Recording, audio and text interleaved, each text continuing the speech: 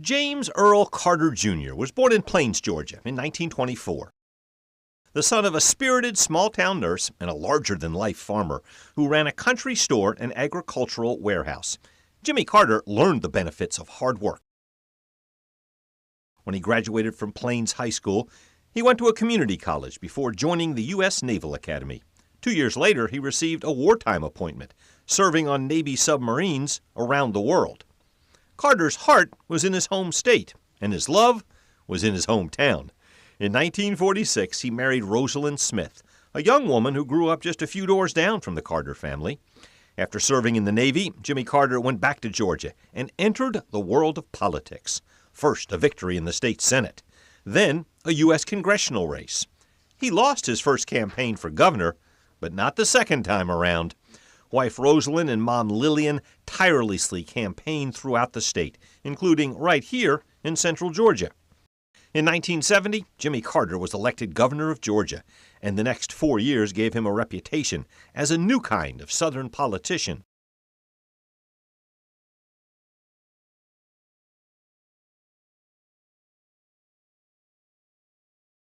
Governor Carter joined President Richard Nixon to honor Milledgeville native and powerful Congressman Carl Vinson on his 90th birthday during a ceremony at Mercer University in 1973.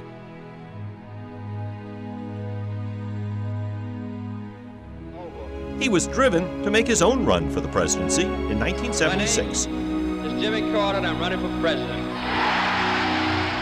One of the forces behind his campaign and fundraising, Capricorn Records' Phil Walden. He raised more than $1 million for the campaign, with events like this fundraiser at Macon's Lakeside Park. I always enjoy coming here to meet the superb performers in our country and their managers and supporting cast, but also because of my personal friendship with Phil Walden. He's a man who's meant a lot to our state and to our country. He's meant a lot to me personally and politically. In the end, the man considered a Washington outsider won the White House. He began with an ambitious agenda. President Carter attacked the energy crisis, fuel shortages, and rising prices. He created the Department of Energy, and in 1979, he engineered the Camp David Accords, bringing peace to the Middle East, one of the greatest diplomatic achievements in U.S. history. I was able finally to enmesh the two in a reasonable agreement that I think was very beneficial for both Israel and for Egypt. Let us have 3 of us together. Very good. Later that year, though, the most profound crisis of the Carter presidency, when Iranian militants stormed the U.S. Embassy in Tehran, taking 52 Americans hostage. We're using every available channel to protect the safety of the hostages and to secure their release.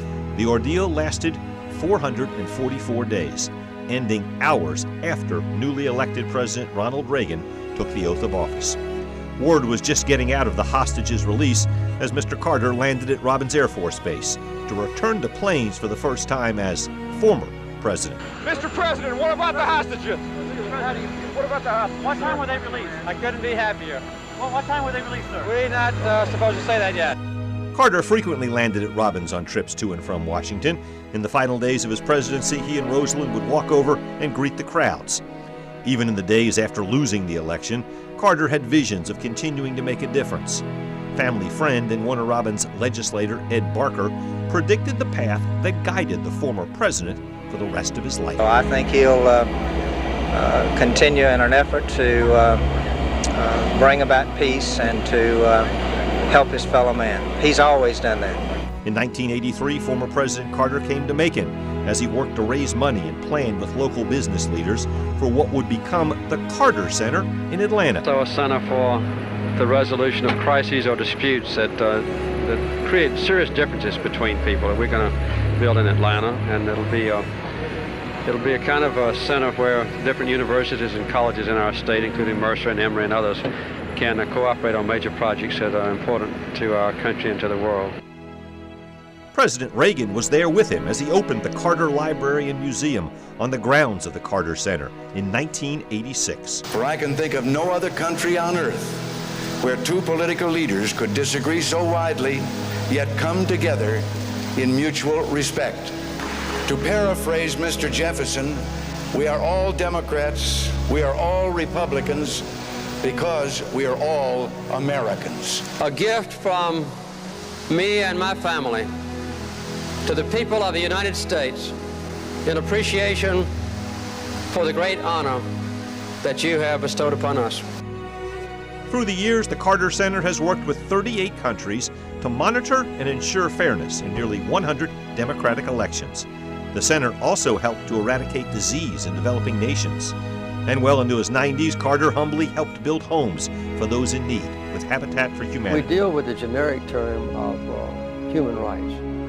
Under that umbrella, obviously, the right of people to live in peace and the right of people to have adequate health care and to have their children survive are inseparable basic rights of a human being.